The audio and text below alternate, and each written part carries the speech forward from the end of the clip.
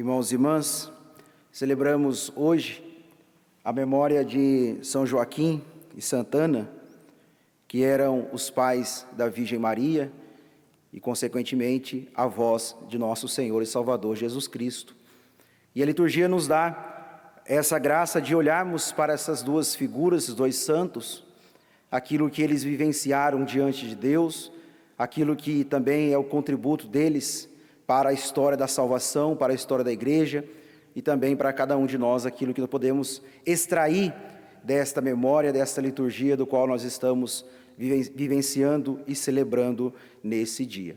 Sabemos que, pela tradição da igreja, pela história, sabemos que São Joaquim e Santa Ana já eram idosos, não tinham filhos, ambos eram estéreis, mas mesmo assim viviam uma vida piedosa, uma vida de fidelidade a Deus, com bons judeus que eram, o coração totalmente voltado para Deus, na fidelidade, e também viviam aquela expectativa messiânica, de quando viria o Messias, pautado pela promessa que Deus fez a Abraão, que daria ao povo o Messias, que enviaria o mundo ao Messias, para restituir, para trazer paz a Israel, para restituir a religião e o povo judaico, a liberdade que Deus tinha comunicado e oferecido a eles. Então, como bons judeus, mesmo não tendo os filhos, até então, já na idade avançada, mas era um casal exemplar de fidelidade, de piedade a Deus, como bons judeus que eram. E tinha dentro do seu coração essa expectativa da promessa, pautada pela certeza que Deus é fiel. E respeitando e aceitando o tempo de Deus, caminhavam na fidelidade. Certo momento, parece a São Joaquim um anjo comunicando a ele essa mensagem, que eles iriam ser pais, que eles iriam ter uma filha, e que essa mensagem traz mais uma vez a eles esse desejo e essa abertura a terem filhos. E aí nasce a Virgem Maria. Como nós sabemos, a Santa Ana fica grávida da Virgem Maria. Mas o grande milagre também já é, claro, né, uma mulher estéril, um casal estéril de idade avançada ficarem grávidos, mas sobretudo que já na concepção da Virgem Maria, ela já é concebida imaculada, sem o pecado original. Naquilo que Deus já estava planejando no seu projeto salvífico, dar através da Virgem Maria, ali o nosso Salvador Jesus, como descendente de Davi. Então, o milagre de que nasce pela idade avançada e estéreis, mas sobretudo ali também o grande milagre que Deus, a graça de Deus concede de Maria ser concebida imaculada, concebida sem pecado e depois será a mãe do Salvador.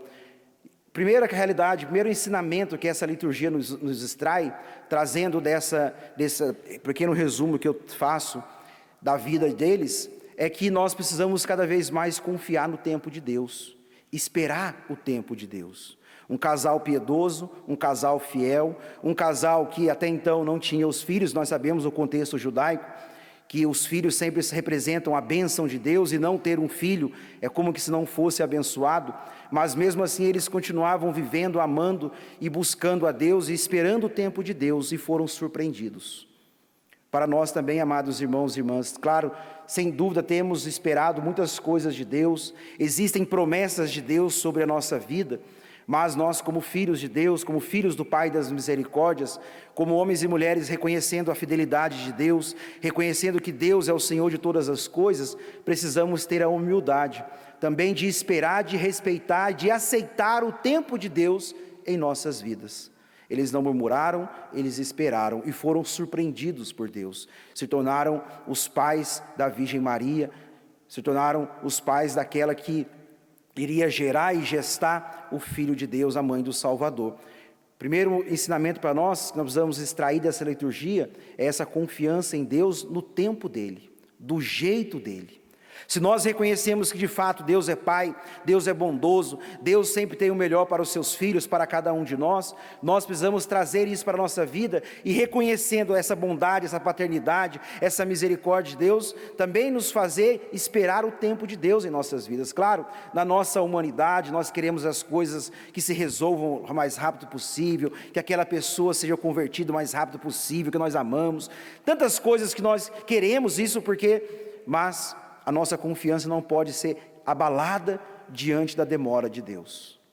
diante do tempo de Deus. Pelo contrário, nossa confiança tem que ser cada vez mais estar pautada pela promessa, pela expectativa da manifestação de Deus em nossas vidas. E enquanto nós esperamos o tempo de Deus, enquanto nós esperamos a demora de Deus, enquanto nós estamos esperando a manifestação de Deus, devemos permanecer fiéis a Ele, assim como São Joaquim e Santana permaneceram fiéis a Deus, mesmo quando Deus ainda não tinha dado a eles o que eles mais sonhavam, que era a graça de ser pais, de terem filhos.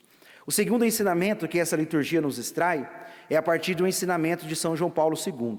São João Paulo II, falando sobre São Joaquim e Santana, dizendo que eles são para nós exemplo no contexto social, no contexto familiar e no contexto de igreja. Por quê?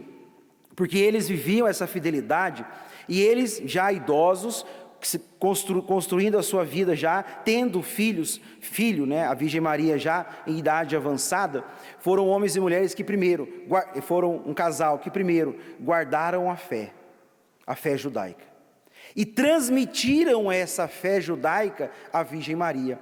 E São João Paulo II, quando vai descrevendo sobre isso, ele vai fazendo, e é bonito mostrar esses detalhes que ele vai trazendo, de que tudo aquilo que eles foram recebendo como herança da fé judaica, da fé em Deus, do Deus único, que eles foram vivenciando, caminhando nesse amor a Deus, eles foram ensinando a Virgem Maria, pequena, e foram educando. E é bonito quando dizendo que da boca de Santana, de São José, a Virgem Maria foi ensinando a se direcionar a Deus como Pai, que foi aprendendo a amar a Deus, que foi aprendendo a rezar, sobretudo foi aprendendo também a esperar, a cultivar o desejo messiânico, o desejo da promessa, da recepção da promessa, do cumprimento da promessa de Deus.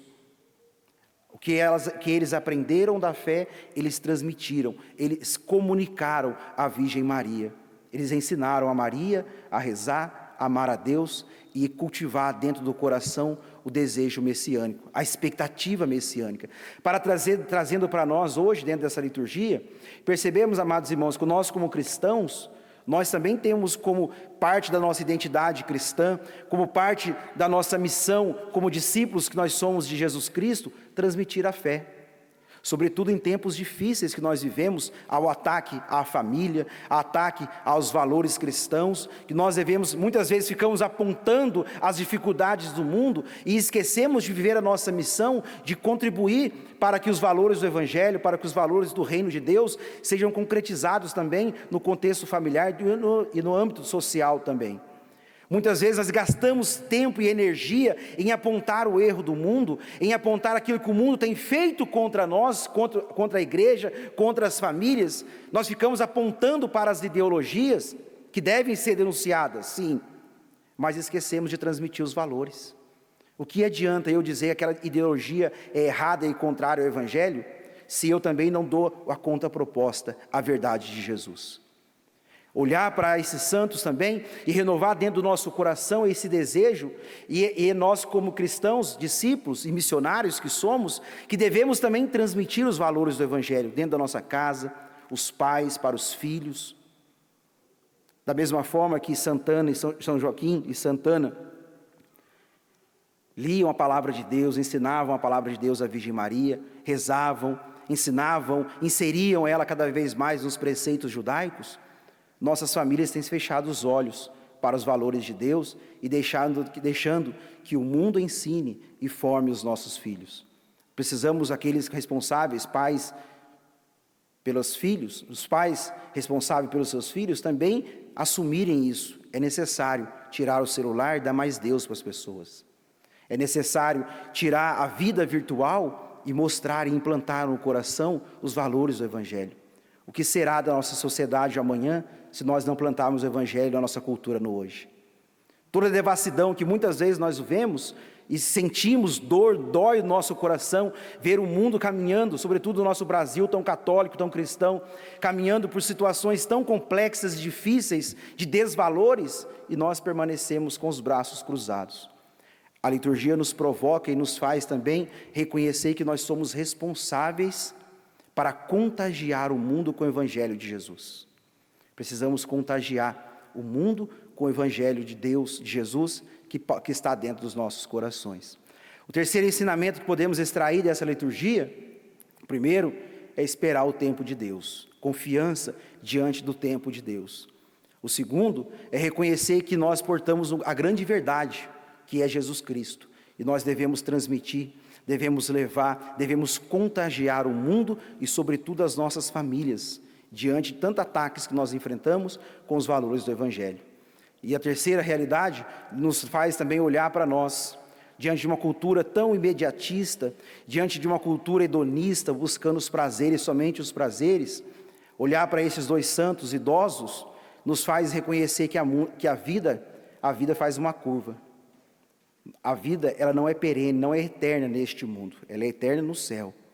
Para nós percebemos que nós precisamos também construir a nossa vida e a nossa fidelidade a Deus no hoje. A vida terrena, ela faz uma curva. Nós nascemos, crescemos, vamos envelhecer, se isso é normal, se não morremos antes, vamos declinar, vamos morrer. Para perceber que nós precisamos viver também com fidelidade a Deus o nosso hoje, viver o hoje. Mas um hoje, não um hoje do imediatismo, um hoje que eu vou construindo o céu que eu quero viver agora. O céu que eu quero amanhã, o céu que eu busco, o céu que Deus tem para nós, que Deus veio nos comunicar, eu preciso ir construindo pelas minhas escolhas no hoje. Para percebermos, amados irmãos, a vida terrena, ela faz uma curva, ela acaba, para que nós possamos entrar na vida eterna. E a vida eterna será consequências das escolhas que eu faço hoje. As escolhas por Deus será o céu. As escolhas pelo aquilo que não é de Deus, nós sabemos que não será o céu e para onde será. Por isso, olhando hoje para esses dois santos, São Joaquim e Santana, homens e mulher, um homem e uma mulher, um casal que viveu a expectativa. E porque viveu a expectativa messiânica, viveu a fidelidade a Deus. O Senhor está voltando.